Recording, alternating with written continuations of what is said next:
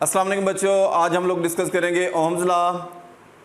German scientist था, German physicist था, नाम था जॉर्ज साइमन ओहम। इसने ओहम्स लॉ प्रेजेंट किया। ओहम्स लॉ क्या है? ओहम्स लॉ ये कहता है current flowing through a circuit is directly proportional to the potential difference across its end. यानी कि किसी भी कंडक्टर में से जो करंट फ्लो करेगा वो उसके अक्रॉस अप्लाई किए जाने वाले पोटेंशियल डिफरेंस के डायरेक्टली प्रोपोर्शनल होगा। जितना पोटेंशियल ज़्यादा होगा उतना करंट ज़्यादा फ्लो करेगा। बच्चों, ये करंट और वोल्टेज की मिसाल ऐसे ही है जैसे पानी वाले पाइप में से पानी का प्रेशर और पानी की मिकदार होती है। अब आपको पता होगा, आपने ऑब्ज़र्व किया होगा, जितना प्रेशर ज़्यादा होगा उतनी पानी ज़्यादा मिकदार में बाहर आएगा पाइप से। तो वैसे ही जितना ज़्यादा पोटेंशियल डिफरेंस होगा उतना ज़्यादा करंट फ्लो करेगा।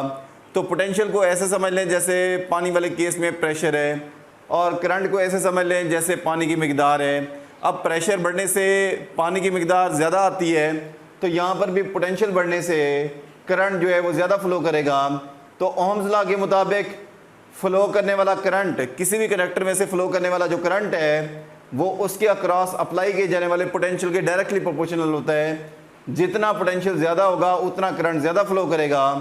प्रोपोर्शनैलिटी साइन को रिप्लेस करें इक्वलिटी से, तो यहाँ पर एक कांस्टेंट आता है। आर जो है वो यहाँ पर कांस्टेंट है, इसको कांस्टेंट ऑफ प्रोपोर्शनैलिटी कहते हैं। V is equal to I R, यानी कि V जो है वो यहाँ पर पोटेंशियल डिफरेंस है, I जो है वो करंट है, R जो है वो रेजिस्टेंस है। यानी कि फार्मूला बन गया V is equal to I R का, यानी कि करंट और रेजिस्टेंस का प्रोडक्ट जो है वो पोटेंशियल के बराबर होगा। यानी कि किसी भी सर्किट में, और ये भी आप यहाँ पर कह सकते हैं, किसी भी सर्किट में फ्लो करने वाला करंट उसके अक्रॉस अप्लाई की जाने वाले पोटेंशियल के डायरेक्टली प्रोपोर्शनल होगा, बशर्ते कि रेजिस्टेंस कांस्टेंट रहे। रेजिस्टेंस जो है वो हमारे पास कई फैक्टर पे डिपेंड करती है। टेम्परेचर पे भी डिपेंड करती है, फिजिकल स्टेट यानी कि लेंथ पे भी डिपेंड करती है, उसकी क्रॉस सेक्शनल एरिया पे भी डिपेंड करती है। ज़ाहिर तमाम फिजिकल स्टेट्स, चाहे टेम्परेचर है, चाहे वॉल्यूम उसका क्रॉस सेक्शनल एरिया है, चाहे लेंथ है, अगर ये सेम रहे तो रेजिस्टेंस सेम रहेगी, तभी जो है वो I और V जो है वो आपस में प्रोपोर्शनल होंगे। अब इसके बाद नेक्स्ट जो है, इसी फार्मूले को हम R के लिए कैसे लिख सकते हैं? R इक्वल हो जाएगा V ओवर I के।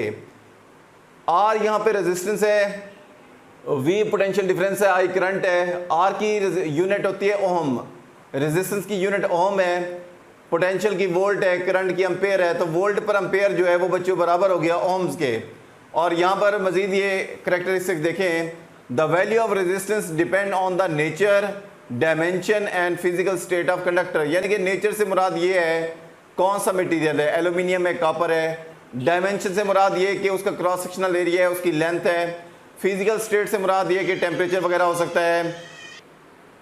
इसके बाद बच्चों हम ओहमिक और नॉन ओहमिक का डिफरेंस क्लियर करेंगे। वो तमाम डिवाइसेस जो ओहम्स लॉ को फॉलो करें, या वो तमाम कंडक्टर जो ओहम्स लॉ को फॉलो करें, वो ओहमिक कहलाते हैं, और जो तमाम डिवाइसेस ओहम्स लॉ को फॉलो ना करें वो नॉन ओहमिक कहलाते हैं। एल्यूमिनियम, कॉपर वगैरह कंडक्टर हैं, ये ओहम्स लॉ को फॉलो करते हैं। ओहम्स लॉ को फॉलो करने का मतलब ये है जितना पोटेंशियल ज़्यादा होगा उतना करंट ज़्यादा फ्लो करेगा। तो ये एल्यूमिनियम और कॉपर में ऐसा होता है। लेकिन जो नॉन ओहमिक होते हैं उसमें ऐसा नहीं होता, उसमें करंट और वोल्टेज डायरेक्टली प्रोपोर्शनल नहीं होते, वो नॉन ओहमिक होते हैं। नॉन ओहमिक में बल्ब की फिलामेंट हो सकती है, और ये जितने सेमीकंडक्टर डिवाइसेस हैं तमाम हो सकते हैं, वो ओहम्स लॉ को फॉलो नहीं करते।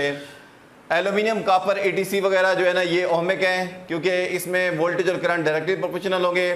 लेकिन बल्ब की फिलामेंट है या सेमीकंडक्टर डिवाइसेस जितने भी हैं वो सारे के सारे नॉन ओहमिक हैं।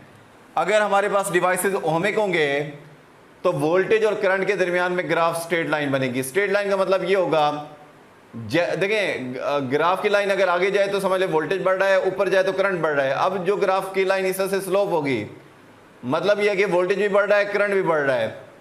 इस पॉइंट का मतलब है कि ये वोल्टेज होगा और ये करंट होगा। इस पॉइंट का मतलब है कि ये वोल्टेज होगा, ये करंट होगा। इस पॉइंट का मतलब है कि ये वोल्टेज होगा और ये करंट होगा। तो जैसे जैसे वोल्टेज बढ़ता जा रहा है वैसे वैसे करंट भी बढ़ता जा रहा है। तो V और I डायरेक्टली प्रोपोर्शनल है, ग्राफ की लाइन जो है वो हमारे पास स्ट्रेट लाइन बनेगी।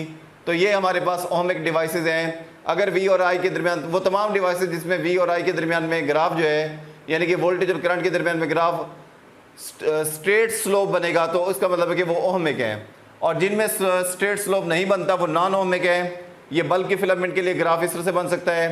आप यहाँ पर देखिए कि शुरू में तो स्लोप स्ट्रेट है लेकिन आगे कर्व हो जाता है, यानी कि वोल्टेज और करंट में लीनियर रिलेशन जो है वो नहीं रहता, बिहेवियर चेंज हो जाता है, क्योंकि जैसे जैसे बल्ब ज़्यादा टाइम के लिए जलेगा वो हीट प्रोड्यूस करेगा, हीट प्रोड्यूस करने से रेजिस्टेंस चेंज हो जाएगी, इसलिए ग्राफ जो है वो कर्व लाइन बनेगी। और जितने सेमीकंडक्टर डिवाइसेस हैं, सिलिकॉन, जर्मेनियम वगैरह, उनके लिए ग्राफ की लाइन इस तरह से बनती है। तो ये हमारे पास ये वाला ग्राफ भी, ये वाला ग्राफ भी, ये दोनों के दोनों नॉन ओहमिक हैं। तो बल्ब की फिलामेंट भी नॉन ओहमिक है, और सेमीकंडक्टर डिवाइसेस जिसमें मैंने बताया सिलिकॉन, जर्मेनियम वगैरह, ये सारे नॉन ओहमिक हैं, यानी कि ये ओम्स लॉ को फॉलो नहीं करते। तो ये बच्चों हमारे पास ओम्स लॉ था, उसकी हमने यहाँ पर डिस्क्रिप्शन दी। तो बहुत शुक्रिया बच्चों।